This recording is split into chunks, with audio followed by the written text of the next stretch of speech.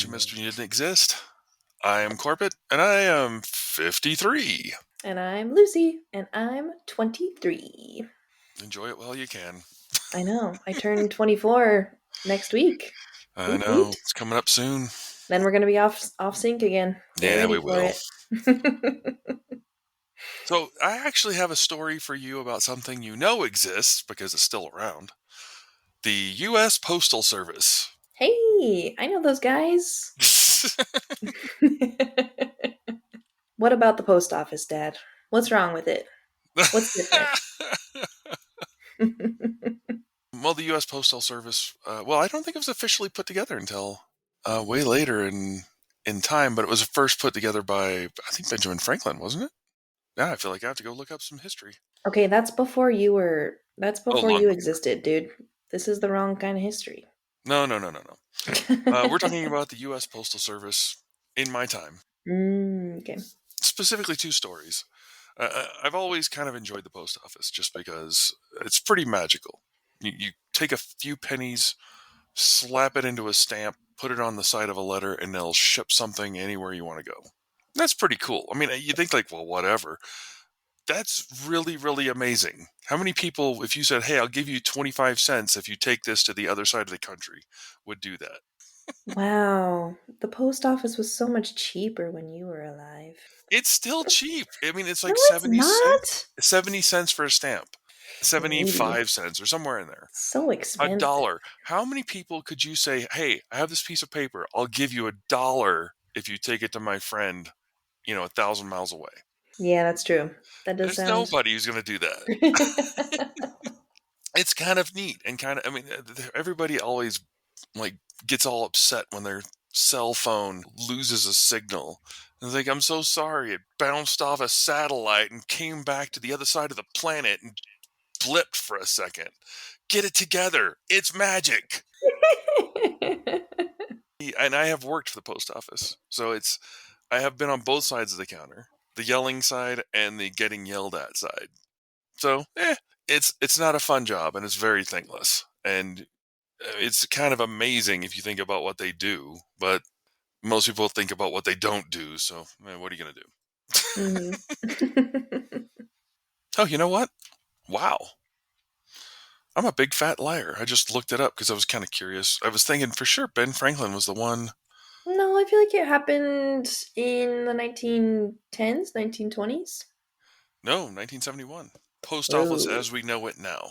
Whoa. Oh, because I guess before it was like Pony Express or whatever. Well, no, it was the post office. The United States Oh, Post Office was 1775 set up. 1775. Yeah, Just kidding. the Second Continental Congress. But in 1971, it was officially indoctrinated as an office. Oh. So I didn't know that. Hey, I learned something. So it like became part of the government Yeah, it in became 1971. officially a part of the government controlled stuff because that makes sense. You got to have a certain Oh, amount of things that are handled. got you. I think a lot of people resent them just because there's people who they go, oh, these are lazy people who don't want to work. And I can say I've worked in the post office. It is not a lazy job at all. You are under stress constantly and you're trying to sort through thousands of letters. It takes a lot of work. So, make sure to thank your postman once in a while. It's really, Yeah. believe it or not, a very important job and very useful. And if you've ever gotten mail in your life, you know how important it is. But I'm going to talk about the bad thing first. So let's talk about the bad thing. It is a Okay. stressful job. Having done it, you show up to work like at 5 in the morning or 4 in the morning, whenever it is, and you have, say, like 1,000 little slots, like a wall of shelves with a 4x4 slot, and you fling letters into the slots they go into because they're all set into a certain order. Then you pack up those letters. You do this in about 2 hours. You have to hurry because you have to get it all packed up, set into boxes, loaded into the car, and then take it out to deliver it to each individual mailbox in order based on the boxes they were set up. And of course, you have to drive from the wrong hand side of your car. Oh yeah, because they're on the opposite side, so Yeah, you can put mail out easier. you have to deliver it that way. So it's a little tricky. It's a little tricky and it's a little stressful because you're trying to hurry up and get there because you also have to be done before, I think, 3 o'clock or 4 o'clock. And I would always get done at 5 o'clock. So I was always under the pressure. Wow, you were just terrible at your job then. I was told that regularly. So it's fine. because nobody is thankful to a postman. Nobody. And Yeah. it's just the way it is. And it's so sad because I've delivered so many happy moments for people, but they only remember the time something got missed. And there's Yeah. thousands and thousands of letters coming through one post office cubicle in a day, because you got to realize there's more than one delivery driver in a post office, so it's work Mm. and it's stressful. This is why I picked this topic, was because I mentioned going postal to you after the show, like a few shows back, and you were like, wait, that's a thing. And I this is the thing. This is what going postal really is. Most people who get jobs with the US Postal Service are veterans. They would come back from, serving in the military. They don't have anything else to do. It's like, well, you can deliver this mail for us and it's still a federal job. Okay, I'll do that. And of course they get this thankless job where you're always under stress. And these are men and women who have been trained to kill other people. Yeah. So it's understandable to a certain degree that it is frustrating to go from one government job where you're allowed to be able to shoot the person who's making you frustrated to go to another government job where you are not. Okay, I would reword that. I would think I would say I would argue I feel like people are more appreciated in the military than they are in the postal service. Actually, not at the time. In the Oh. 80s, they were still, at the end of the 60s, everybody was upset that we were in the Vietnam War. But there were Mm. men, the draft was still on, so men were being sent over on a regular basis. Women weren't being drafted. Congratulations.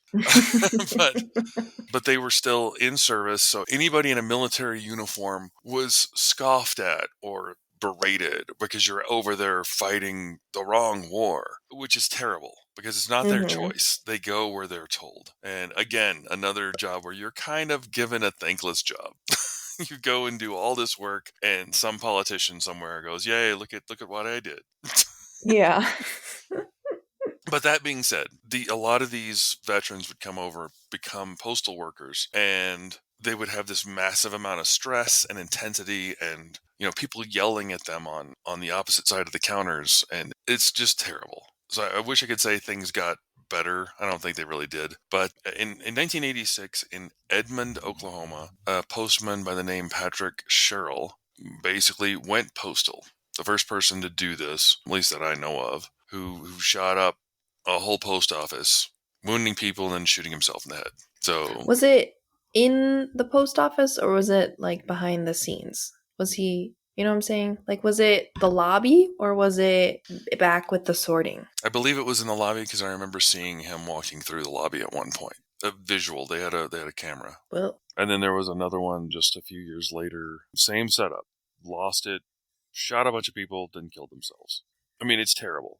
So don't think like, oh, I'm making light of it. Like, no, it was kind of terrible because these people are put under massive amounts of stress by people who just want their thing and don't care about anything else behind it. And I'm sure we do about the same thing with like our Amazon packages now and UPS. I'm sure they are mm, kind of in about the same situation. mm-hmm. But these people are under, having worked in the post office, I can say it's a very stressful job. You're just constantly under the gun of hurrying. And I don't mean that as a pun. It's just you are constantly pressured to get it done and get it done fast.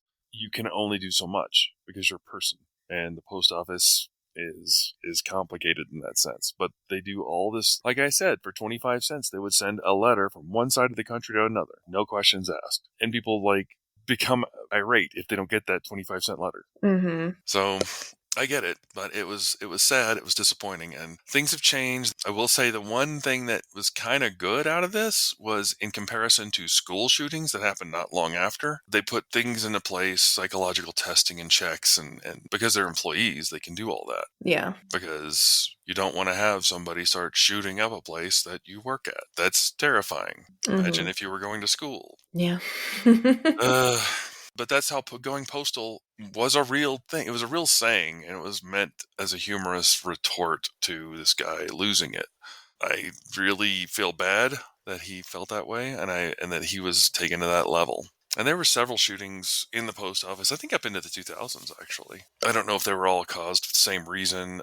There's different ones for different reasons, but going postal, it's a thing. And So going that's when it happened. postal means What specifically? Losing it, being upset to the point that you are willing to shoot other people. Okay, Yeah. just for clarification purposes, you know, you'd say, "Hey, I'm going postal. I'm going to the post office, man." Yeah, you don't want to phrase it that way. Oh my gosh. Yeah. There might be a generational problem there, but that's beside the point. Now, let me tell you a better story. It still kind of ends a little sad, just to ruin it for you up front, but it's a much happier post office story. In 83, I want to say it was 83, there was a 11-year-old girl named Samantha Smith. Oh, no, it was 82. Before going postal happened. Long before, well, a couple of years before. This is the height of the Soviets and American tension, the Cold War. We have bombs, they have bombs. They are pretty sure they can win a nuclear war. We're pretty sure we can defeat them in a nuclear war. So it's got to be good, right? No Instead pressure. of going postal, we were going nuclear. It was Yeah, we it were was a going great time. nuclear. Also Hmm. a phrase. Where do we get our phrasing? This is terrible. It's Anyway. Samantha Smith was an 11-year-old girl who decided she was afraid of nuclear war and wrote to Yuri Andropov, the leader of the Russian people at the time, and basically said, "Please don't do this." I mean, it's Oh, the that's nicest way to cute. say it. I think I can find to read her letter exactly. Dear Mr. Andropov, my name is Samantha Smith. I am 10 years old. Oh, my mistake. So she's 10. Congratulations on your new job. Way to go.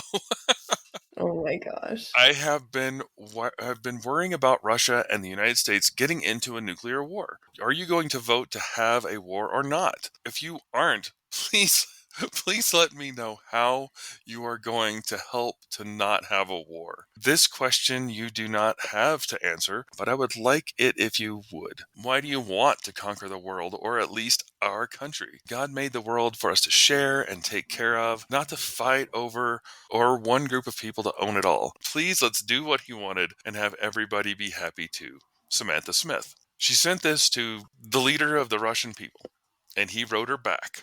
Oh, okay. He actually sent back a really I would love to read it, but it would take probably the entire length of the show. Well, maybe not the entire length. It's very, very well thought out, very caring. And he invites her and her family to come and spend the summer in Russia, which she did. That's cool. For the entire summer of 82 or 83, she spent touring Russia as if she were a diplomat and treated in the highest respect and regard. This was very heartwarming stuff. She would go like, these are people just like us. We're all people. And they're trying to show like, we don't really want to conquer and kill everybody or anybody, because that would be bad. Hmm. The world is complicated and there are complications that have to be dealt with, but ultimately they did show that it wasn't altogether too bad. She comes back and becomes kind of a celebrity for a while. She gets brought up on a few shows, and I guess the downside to this is she dies in a plane crash about 2 years later. Oh, Yeah, her and her dad. So where was she going? she was coming back from California. I believe she had just finished filming a show. She was in like a couple little TV show spots where they would bring her on and she would talk about stuff. And, she was a figurehead. She had to be on TV. Mm. So my point being that I wrote several letters to Ronald Reagan. I don't remember specifically. I think one was about how I wanted to make sure pets weren't euthanized. Hmm. But I don't remember all of them because I would just like, hey, that sounds like a bad thing. I should write the president. And it seems absolutely arbitrary, but it was a time when you could, and there's a chance your voice might get heard. So you'd send a letter, write your congressman a letter. That wouldn't happen without the post office. That's true. You could hate the post office, you could love the post office. There's a couple stories for you, though, for sure. When you were younger, I made you write letters.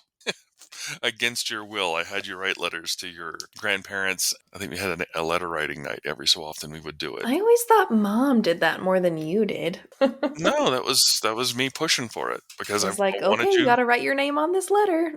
Like, okay. That was just a thing, we tried to make sure you realized you could contact somebody in a way. Hmm. I know you have phones, I know you have texting and tweets and whatever you're doing, but the post office is pretty dependable and it's always kind of been there. So I guess my question is, now that you're in the future and you don't need the post office because you're better than that, what do you think? I mean, I have a couple of thoughts because for one, that's actually one of the units that I'm teaching to my students right now. We're learning correspondence and how to communicate back and forth. Hmm. So for a couple weeks, we had them handwriting letters. It was thank you letters, like thank you for the Christmas gifts you got me over Christmas break, and like a complaint letter of like, hey, if there's something we could fix, can we work on fixing this? But we're trying to teach them about politeness. Hmm. We're kind of switching over into emails at this point because writing an email is something they will need to do if they enter any kind of professional capacity. Very true. So we're working on that, and I think it's fun because I remember always liking to write letters. I always felt it was more personal, and I thought it was more fun to communicate because everyone loves to get mail. Who doesn't like to get mail? Granted, most of mail nowadays are bills, but getting mail is fun. It's like Christmas, but it's smaller because it's in an envelope and it's just a cute little thing. So, mail is fun. I think mail's probably going to stay around for a while, especially because grandmothers run the post office. Everyone's got to mail out their birthday cards and that kind of stuff. Very true. But it was actually interesting, different topic. Mm. Over Christmas break this year, there was a new movie that came out. The movie was 6888. It like just came out beginning of December of 2024. And it's a movie about a true story, and it's during the time of World War II. And there's a oh my gosh, what's the word? Like the certain branch, not the branch, but like your group, your squad, your group of people. What's that called? Your platoon? Your platoon, right? Okay. Something like that. They were called the 6888. That was their number. That was like Okay. their branch. Right. And they were there was a women's branch in the army who were just women of color. And they were stationed in Europe during World War II. They were the 6888. And their job was to help address a 3-year mail backlog that they were experiencing. And so it's a journey on the women at this time trying to, one, experience life during war as a woman of color, but then also like it combines those ideas from the post office. Like you're trying to sort through millions and millions of pieces of mail, and people are hounding you and saying, "Why aren't you getting this done?" It's on Netflix. So if you want a new movie to watch, 6888 is actually pretty good. Sounds like it's interesting. It's cool. It's pretty fun because they had to sort over 17 million pieces of mail in 3 months. No pressure. And of Yeah. course, stuff is still coming in. Yeah. So they were sorting like this old mail because it was 3 years backlogged. It's really cute though. A lot of good stories from that time. Mm-hmm. So, that's the post office, I guess. Yeah.